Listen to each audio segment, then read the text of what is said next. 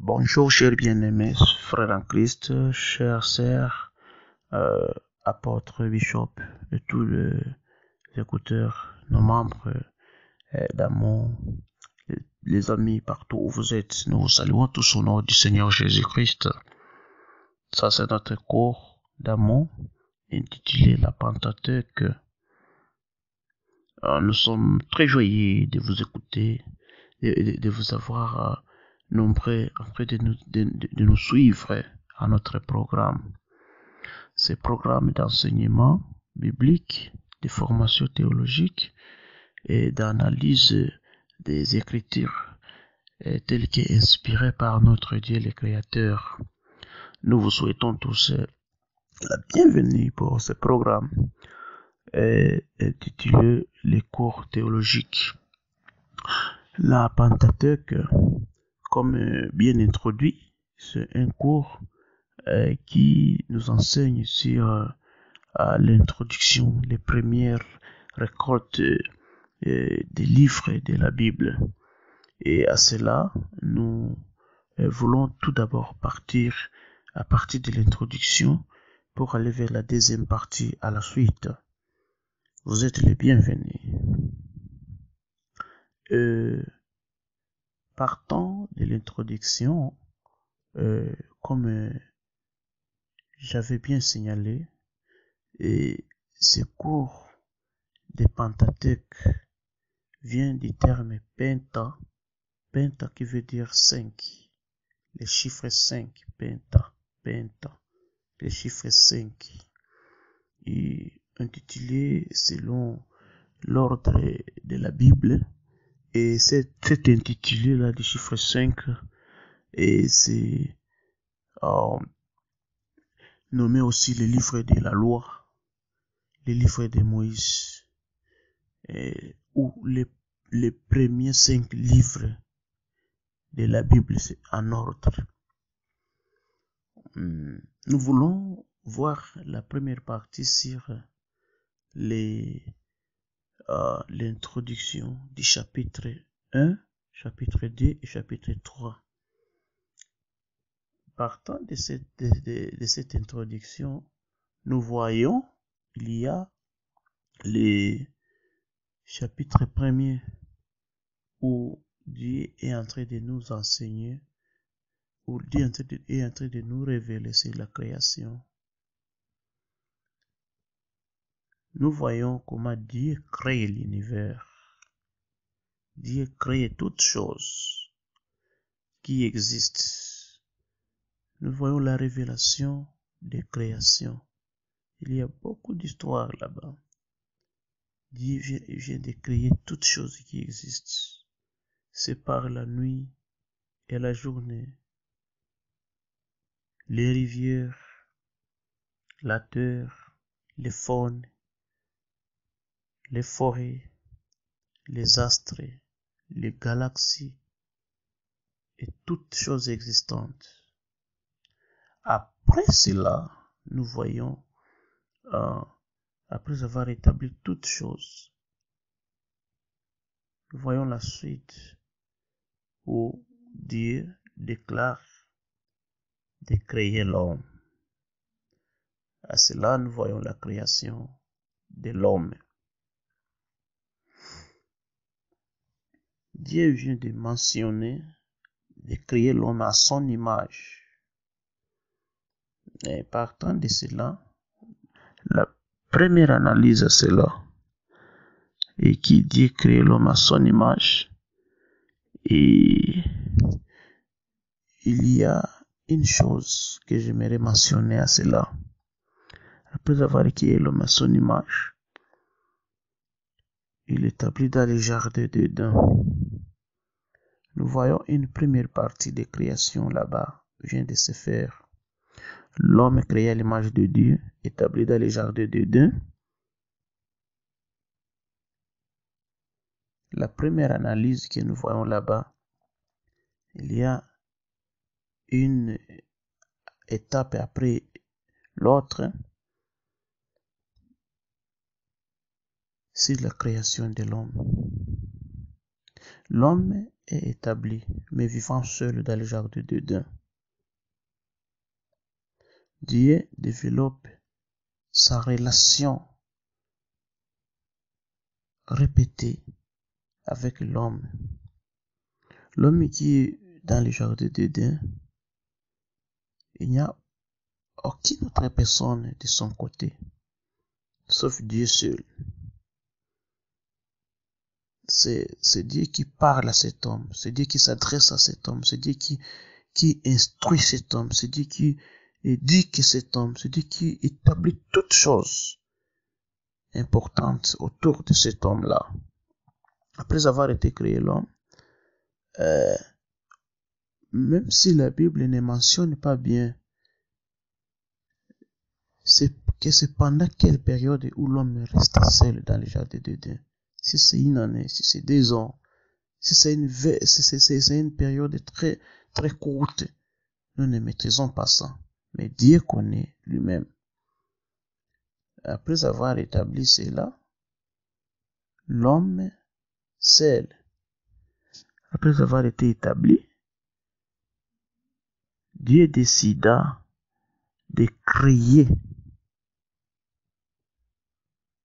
une assistance pour l'homme. Selon les Écritures éclaircies, on nous signale que l'homme serait endormi. Et après cela, Dieu prendra une côte de l'homme et fabriqua une autre personne.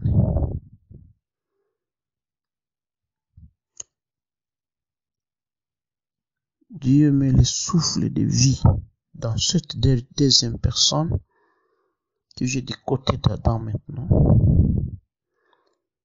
Et cette personne-là va s'appeler Ève. Ève, après avoir été créée, l'homme établit Ève à côté d'Adam.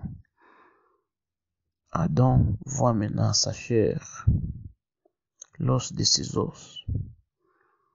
Et elle commence à lui appeler femme, automatiquement.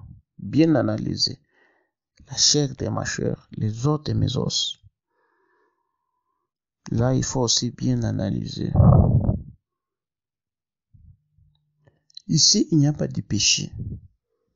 L'homme n'est pas encore tombé. La femme n'est pas encore tombée. Mais l'homme commence maintenant à parler sur la chair de ma chair, l'os de mes os. Cela veut dire que c'est la femme, c'est ma femme. Et si on dit c'est ma femme, il faut savoir que automatiquement, si elle est sa femme, ils doivent commencer automatiquement à consommer la vie conjugale. Là, il faut bien comprendre l'analyse. Ils vont commencer à consommer la vie conjugale automatiquement. Parce que Adam mentionne bien que c'est la chair de mes chairs, c'est l'os de mes os. Voilà. Là, il n'y a pas encore de péché. Adam reconnaît sa femme Ève avant le péché. Ça, il faut bien pointer. Deuxièmement, nous voyons la relation entre Adam et Ève est déjà en cours. Dieu continue à être en relation avec eux. Dieu parle avec eux. Dieu se présente comme leur bien parent. Dieu se mentionne comme leur parent. Et il se présente toujours de leur type. Il vit dans une bonne condition, dans un bon endroit. Toute chose est bien établie. C'est-à-dire que toute chose marche bien. Ça marche tellement bien. Exactement, après avoir été établi, la Bible nous dit, il y a un autre point là-bas. La Bible mentionne ceci. Un jour,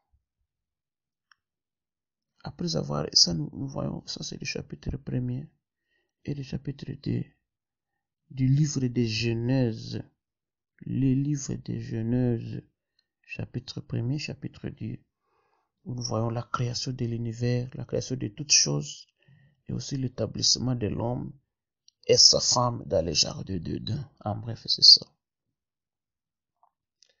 Après cela, nous voyons, la Bible nous signale bien qu'un jour, dans les jardins d'Éden,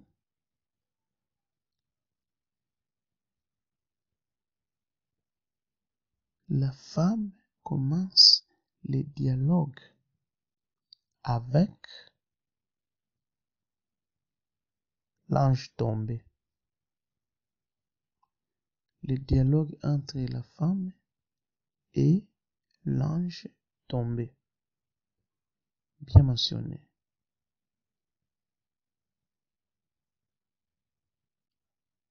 C'est le point que nous voulons développer maintenant. Voyons voir, attendons voir. Écoutons un peu une chanson. Et puis nous allons continuer dans quelques secondes avec cette partie ici intitulée les dialogues entre la femme et l'homme, et les dialogues entre la femme et Satan. Voyons voir. Oui, chers bien-aimés, comme nous l'avions bien signalé à la partie introductive de notre enseignement sur la Pentateuque, nous venons encore de continuer pour vous éclairer sur les points que nous avions intitulés la Pentateuque, les cours sur les 5 livres de Moïse et les livres de la loi. À la partie précédente, nous avions parlé sur les chapitres 1er et les chapitres 2. Nous voyons la création de l'univers et toutes choses existantes dans l'univers. Après cela, nous venons sur la création de l'homme et l'établissement de l'homme dans les jardins d'Éden, suivi par la création de la femme et l'établissement de la femme à côté de l'homme dans les jardins d'Éden. Dieu se présente comme Père, comme la famille d'Adam et Ève. Vous voyez que l'homme a été créé par Dieu. Après avoir été créé par Dieu, l'homme est établi dans la famille de Dieu. Dieu est le père d'Adam, Dieu est le père d'Ève. Dieu est toute chose pour Adam et pour Ève. C'est ça l'image de création de l'homme. L'homme devant Dieu. L'homme avec Dieu. En relation et par rapport à toutes choses qu'il doit faire. Dieu instruit l'homme de ce qu'il doit faire. C'est ça la partie où nous sommes. Dieu instruit l'homme de tout ce qu'il doit faire. Cela veut dire que l'homme et Dieu forment une famille dans les jardins de Dieu, d'Éden.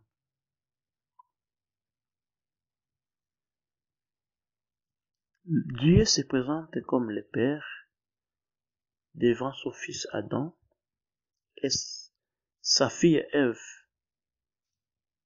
Adam et Ève viennent en relation comme femme et mari. Après cette création-là, nous voyons comment, après avoir été créé, Adam, Dieu l'instruit de ne plus toucher et manger les fruits sur l'arbre de connaissance du bien et du mal. C'était l'arbre établi au milieu dans le jardin de Dieu, d'Éden. Cet arbre-là, ce n'était pas une chose extraordinaire, ce n'était pas une chose magique, ce n'était pas une chose mystique, c'était un arbre fruitier, comme tant d'autres arbres. comme l'avocature,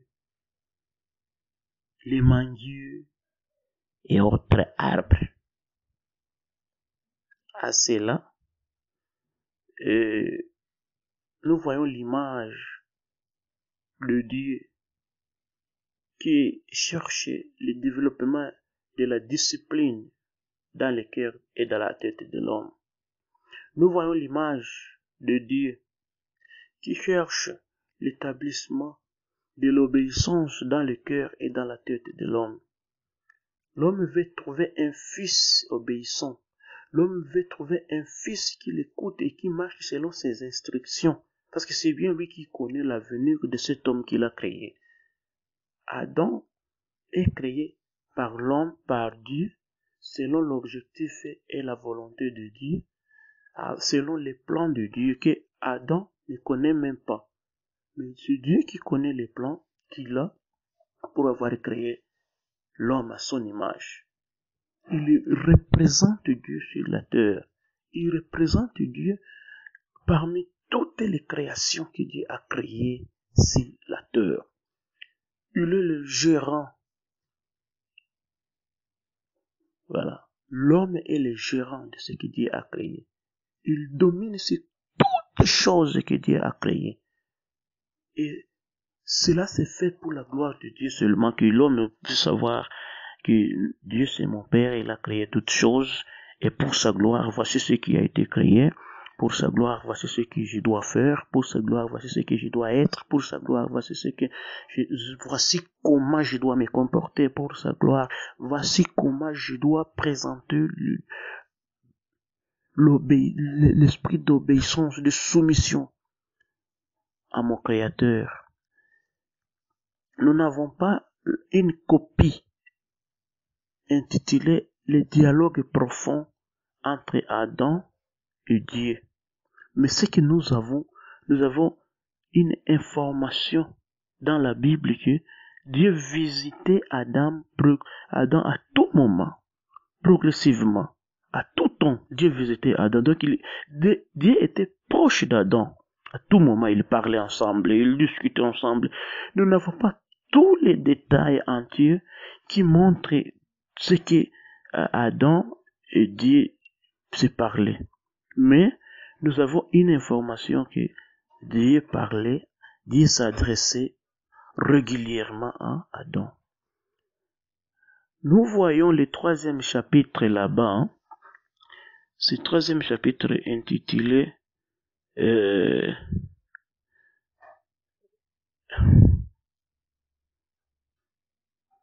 Le dialogue entre la femme et le diable. Chapitre 3. Le diable vient chez la femme et commence à parler sur la femme.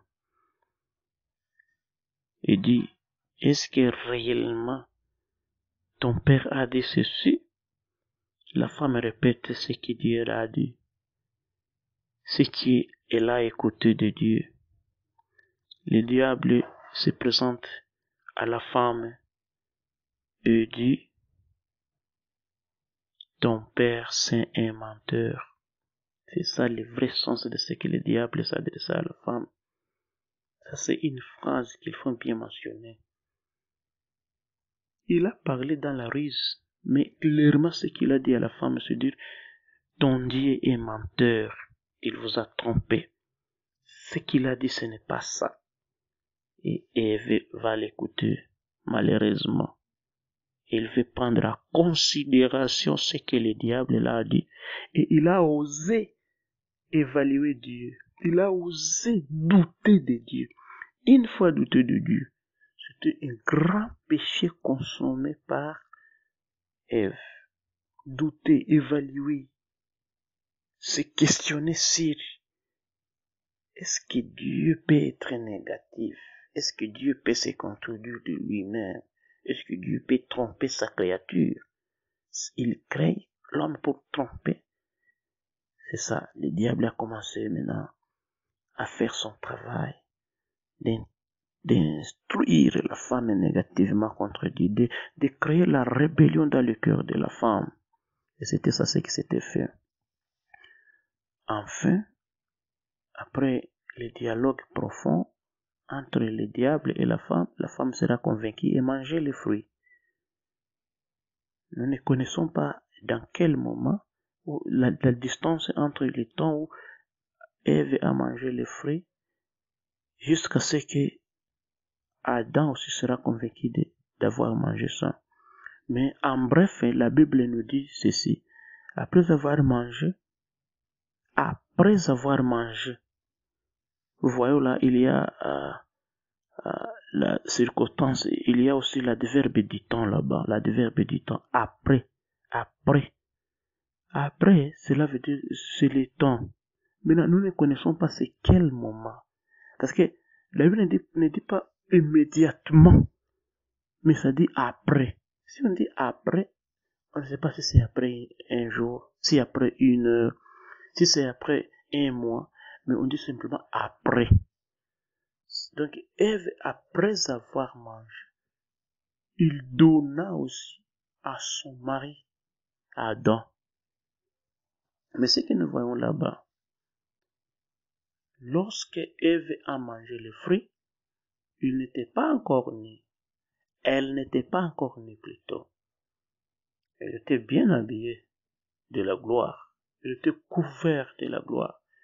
Mais cette gloire-là, nous voyons que c'est la couverture parce que son rédempteur Adam n'a pas encore mangé. Il n'a pas encore mangé les fruits. Lorsqu'il aurait mangé les fruits, c'est à ce moment-là où nous voyons que tout s'est retrouvé tout nu. Mais nous pouvons analyser une chose là-bas. La distance du temps entre le moment où Adam a mangé les fruits et le moment où Ève a mangé les fruits, c'est quel moment? Voilà. Ève vient de manger les fruits, mais le moment, à un certain moment, Adam est resté comme ça, sans avoir mangé les fruits. Et après avoir été convaincu, Adam aussi essaie de manger les fruits. Maintenant, à ce moment-là, tout se retrouve nu. Le Rédempteur mange les fruits. Notre Rédempteur, premier Rédempteur, mange les fruits. Toute la nation est exposée devant Dieu parce que se retrouva dans Adam. Toute la nation est retrouvée dans Adam.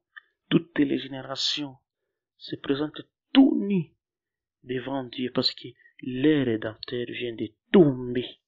Adam, le péché d'Adam, c'est ça le grand péché, puisque c'est bien lui qui devrait être le garant de toute sa descendance, de toute sa progéniture.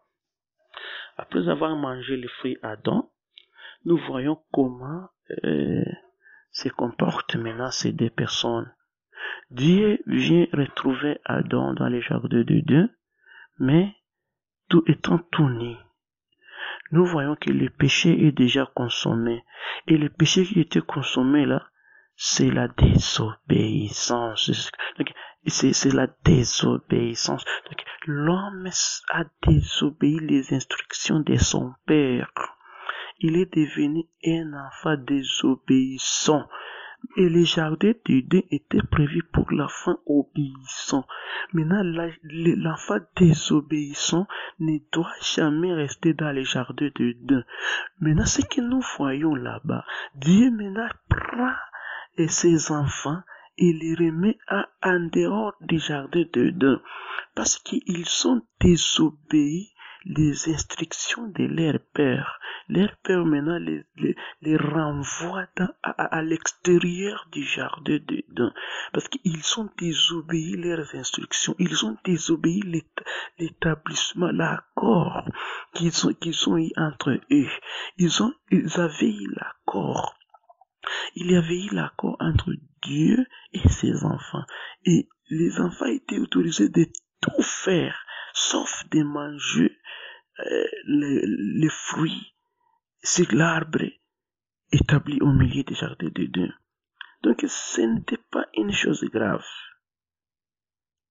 Les fruits là, c'était seulement, l'arbre fruitier là, c'était seulement un symbole qui se présente devant eux comme accord, comme signe d'accord, qui cherche l'obéissance. Maintenant, à l'absence de cette histoire-là, nous voyons que la désobéissance se manifeste. Maintenant, lorsque la désobéissance se manifeste, l'homme est présenté comme désobéissant. Et maintenant, Dieu vient et dit, Adam, qu'est-ce que tu as fait? Pourquoi tu as fui? Est-ce que tu as mangé les fruits que je t'avais interdit de manger? Et nous voyons maintenant là-bas, l'homme commence à se défendre d'une manière et d'une autre. Mais nous voyons d'autres points que nous allons enseigner à la suite. Le comportement de Dieu devant l'homme après les péchés. Comment est-ce que Dieu se présente devant l'homme après les péchés? L'homme a déjà mangé le fruit. Nous voyons que notre Dieu, ce qu'il cherchait là-bas, il ne cherchait que l'obéissance dans le cœur de l'homme. Notre Dieu ne cherchait que la relation profonde entre lui et l'homme, qu'il domine la réflexion, les pensées, qu'il domine tout ce que l'homme veut, que l'homme puisse méditer Dieu au lieu de méditer des négativités contre Dieu. Que l'homme puisse méditer ce que son père l'a dit. Mais malheureusement, l'homme s'est rébellé contre son père. Et nous voyons qu'après s'avoir rébellé contre son père, Dieu maintenant va détacher l'homme de l'endroit saint qu'il a préparé pour eux, de l'endroit bien préparé pour eux, et seront expulsés à l'extérieur. Et nous allons voir comment Dieu nous aime, parce qu'avant de le faire, il leur avait couvert par la peau d'animaux, la peau d'un animal. Dieu a couvert la nudité de ses fils. Donc Dieu leur avait chassé, expulsé à l'extérieur du jardin, mais tout en planifiant une chance, une seconde chance. Nous allons, dans nos cours suivants, nous allons voir comment est-ce que Dieu a planifié les cours suivants, a planifié un bon plan pour nous. Cette première partie que nous venons d'enseigner, nous allons nous limiter par là, mais nous allons continuer après. Dieu maintenant commence à établir un plan sur le salut. Et nous allons commencer par le plan de Dieu du salut. À partir de Genèse chapitre 3 verset 15, nous allons analyser ça progressivement ensemble dans les cours suivants pour voir comment Dieu a établi le plan du salut à l'homme à cause de son amour, à cause de sa miséricorde, à cause de son état bien établi. Nous allons voir comment est-ce que Dieu a établi ça. Dieu vous bénisse. À la prochaine. Nous vous aimons tous. Analysons ensemble la Bible et tout en sachant que Dieu nous aime, Dieu a un bon plan pour nous et que nous n'avons pas le temps de penser des négatifs contre Dieu.